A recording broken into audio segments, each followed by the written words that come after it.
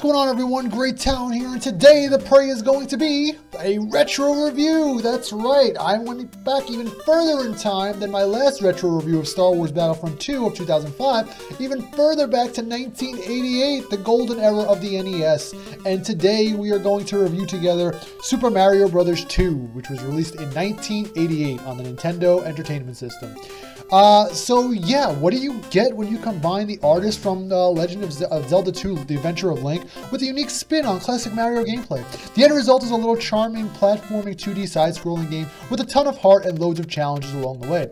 So let's get inside our DeLorean and return to 1988, the height of the NES's success, and join me as I relive the sequel to one of the most critically acclaimed video games and pop culture icons of the 20th century.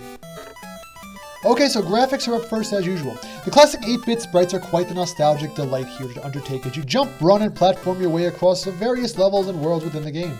The NES's color palette is utilized quite well here too, enabling a vivid display of some very colorful sprites and environments, from green grassy plains to the icy blue tundra to the tan-like desert worlds, all of which feature contrasting backdrops, props to complement each object very nicely along the way as you're trekking along each level.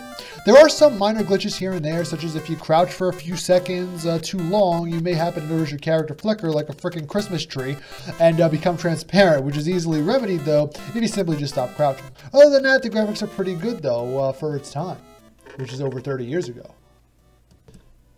Now, gameplay and control. The traditional Mario core gameplay returns here from the original Super Mario Bros. In a sense. This means you can jump and navigate platforms the same way as you would in the first title. However, the spin in Super Mario Bros. 2 that instead of just simply jumping on your foes to squish them and make them disappear, you now need to jump on them and press the B button to pick them up and toss them either at enemies. You can toss them at other enemies to make them disappear, or down holes or off cliffs to disperse them.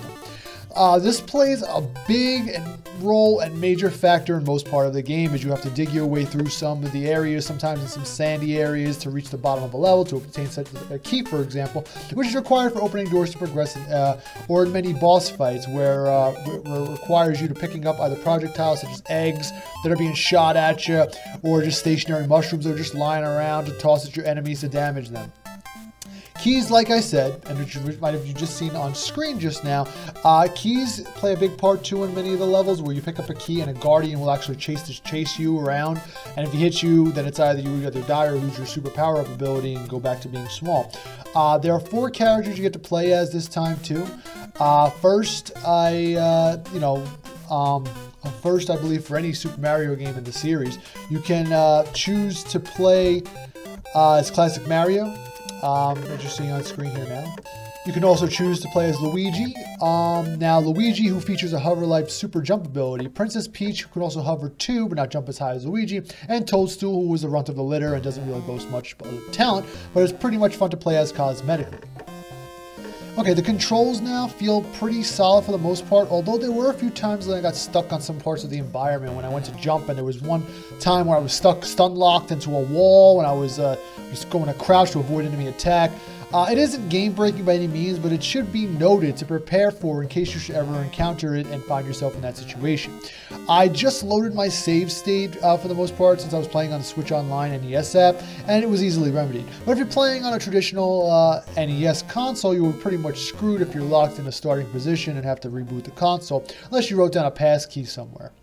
Other than that, maneuvering your character around is tight and as responsive as it was the first time around in the original Super Mario Bros. On the NES. Although I think it's worth mentioning that the new characters, like Luigi especially, have a little learning curve, as getting used to his high jumping ability and delayed hover effect may throw off your timing at first. But once you get his jumping and timing under control and down pat, you will find out he is possibly one of the best characters in the game for reaching new heights. Except story, narrative, and campaign. This is probably one of the few classic Mario titles I played that I did not involve rescuing a princess at the end. Instead, the princess is part of your team and kicking butt along the way. There's about 7 worlds for you to traverse and explore, from grassy plains to ice worlds and deserts and even a sky world, which is probably my favorite amongst the lot. The whole goal here is to reach the final boss in World 7, aptly named Warp, who, yes, is a giant frog of the fatties. and you must take him down by means of tossing a mushroom in his face several times. It's as simple yet effective and straightforward as you can conceive. Not much is explained in regards as to why you're fighting a giant fat frog king, but back in the 80s, in the height of the console games and consoles, they really did much to explain the story or plot back then. It was always more about the gameplay mechanics and core experience, and it works quite well here.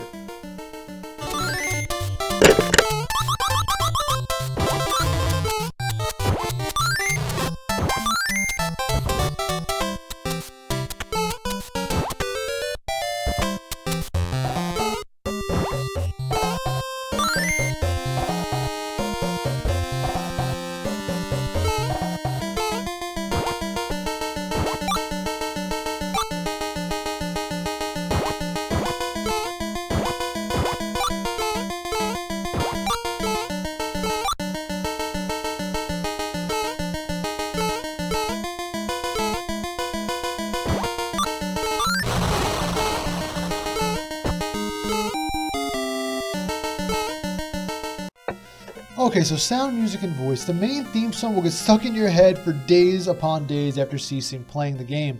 It's that addictive. Nintendo always did a fantastic job with the Mario games in terms of their soundtracks, and Super Mario Bros. 2 is no slouch. There's about 3 or 4 themes here, which was probably all they could fit on the cartridge at the time. Understandably. You have the main theme, the cave or underground theme, a boss battle theme, and a special theme for the final boss. Sound effects are classic Mario sounds that you will recognize from the jumping sounds and the dying sounds and super power-up sounds. Overall, it's filled with nifty little nostalgic oratory tunes along the way. Okay, so now for replay value. Honestly, for a Mario game, I may sound like the odd man out here, but I honestly found the replay value just to be moderate. I mean, due to some of the more awkward level designs and some more annoying enemy encounters. I mean, don't get me wrong. The game is really fun to play, play through once or twice. But of all the Mario games out there nowadays on the market, I would find myself wanting to return more to the Super Nintendo, for example, as the Super NES and Super Mario World, more than Super Mario Bros. 2 here. Or even Super Mario Bros. 3. Honestly though, however, with that being said, it should go on record to say that there is a little bit of a challenge to be found here as well. It's not as hard as some of the later stages were in, say, Super Mario Bros. 3, but there's some bosses and key running sequences here that will cause you to, use a little elbow grease the soldier on through. The game's length is roughly about, I would say, 5, maybe 6 hours long at max for us normies out there. For you speedrunners, I'm sure you could topple this in just under an hour or so. Like I said, there's 7 worlds to explore and make your way through, each with 3 to 4 levels within each world, with the boss at the end of almost every stage for added challenge along the way. Okay, so now the overall scores are worth your time. Honestly, I'm going to give this game, I'm going to be fair, I'm going to give this game an 8 out of 10. This was a great Mario experience for me at the end of the day. I mean, when I originally played this back when I was 5 in 1992, couldn't grasp the concept of picking up enemies and throwing objects and running and doing the key thing, unlocking doors. My mind was simpler back then.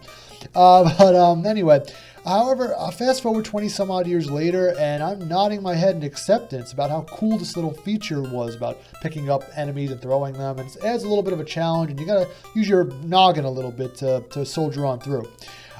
It is still, while it's not one of my favorite Mario titles, it still is worth playing and experiencing, in my opinion, even for a game that is 30 years old to date. And that about wraps it up for my review. So what did you guys think of the review? This is my first of many retro reviews. I've been playing a ton on the NES Marketplace, the NES Online app. And I'm going to be doing a lot more. I'm going to be playing through Kirby, Metroid, a bunch of those. So expect a lot more reviews like this in the future. So if you liked the video, give it a like. Why not subscribe? There's going to be plenty more like this. So with that being said, you guys have a great day, and I'll talk to you later.